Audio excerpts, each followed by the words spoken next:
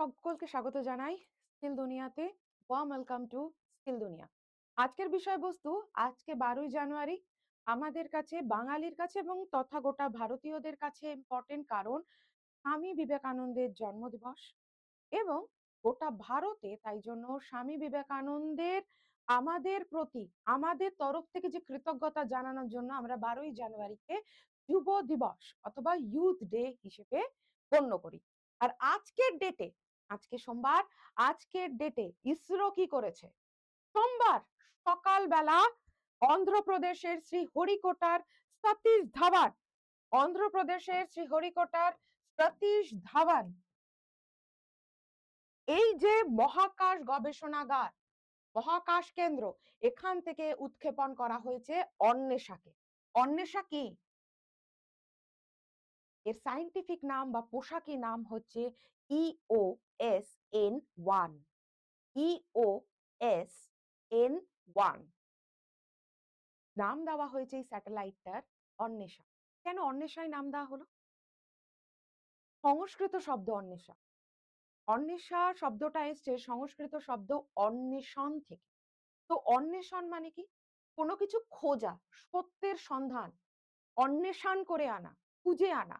তো এর নাম দেওয়া হয়েছে অন্বেষা এর জন্য।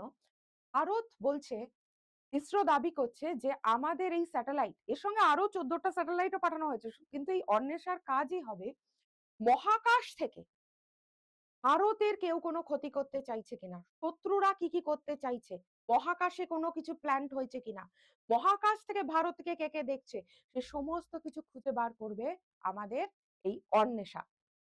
ঠিক সকাল, আজকে সোমবার, ঠিক সকাল 10টা 18 মিনিটে, সকাল 10টা 18 মিনিটে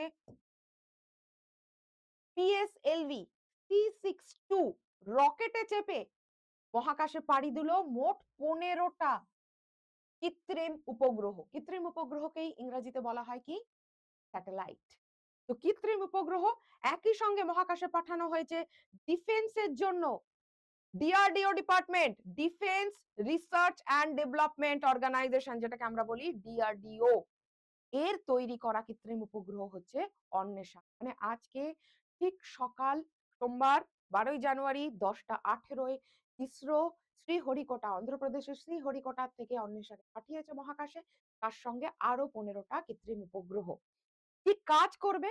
নির্ভুল মানচিত্র তৈরি করতে, একদম নির্ভুল মানচিত্র তৈরি করতে পারে। ইভেন বিভিন্ন সূত্র এটাও দাবি করছে যে ভারতের যারা শত্রু দেশ, তারা মহাকাশে কোথায় কি কি রেখেছে, কোথায় কি রাখা আছে, সেই জিনিসগুলোও বলে দেবে, সেটাও বোঝা যাবে।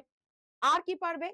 এই একই রকেটের সাথে, যেহেতু অন্বেষার সাথে আরো 14টা কৃত্রিম উপগ্রহ, মোট 15টা, অন্বেষা নিজে একজন প্লাস আরো 14টা, তাহলে মোট 15টা উপগ্রহ, যার মধ্যে ভারতের বেসরকারি একটা সংস্থা যার নাম কি ধ্রুব স্পেস রিসার্চ, ধ্রুব স্পেস রিসার্চেরও 7টা স্যাটেলাইট পাঠানো হয়েছে। এটা কিন্তু ভারত সরকারের নয়। ধ্রুব স্পেস রিসার্চ সেন্টারটা, এটা প্রাইভেট অর্গানাইজেশন, কিন্তু ভারতেরই অর্গানাইজেশন। এই অর্গানাইজেশন থেকেও আরো 7টা, মোট 15টার মধ্যে 7টা পাঠিয়েছে ধ্রুব স্পেস, কিন্তু একসঙ্গে উৎক্ষেপণ করেছে আমাদের ইসরো। এটা হচ্ছে ঠিক পাঠানোর আগের মুহূর্তের ছবি। জাস্ট দেখো উৎক্ষেপণ হচ্ছে। ভারত মাতার জয়, জয় হিন্দ। ঠিক সকাল 10টা 18 মিনিটে সতীশ ধাওয়ান, অন্ধ্রপ্রদেশের শ্রীহরিকোটার সতীশ ধাওয়ান মহাকাশ কেন্দ্র থেকে এই অন্বেষা রকেটটাকে সমেত আরো 14টা উপগ্রহ, কৃত্রিম উপগ্রহ, স্যাটেলাইট পাঠানো হয়েছে মহাকাশে। তাহলে এর থেকে কি বোঝা যায়? ভারতকে আর যখন তখন ভয় টয় দেখানো যাবে না। ওই মহাকাশ থেকে আমাদের ওপরে নজর রাখবে আর মহাকাশ থেকে আমাদের ওপরে ছড়ি ঘোরাবে আমরা কোথায় কি করছি, সেই জিনিসও আর দেখা মানে করা যাবে না। অন্বেষা অন্বেষণ করবে যে কে শত্রু লুকিয়ে আছে এবং সেটা খুঁজে নিয়ে আমাদের কাছে ইনফরমেশন। ডিফেন্সের এটা, তাই কেউ যদি কোনো রকম আমাদের ক্ষতি করার চেষ্টা আগাম খবর আমরা পেয়ে যাব। আজকের জন্য সকলকে এই পর্যন্তই। সকলে ভালো থাকুন। জয় হিন্দ, জয় ভারত।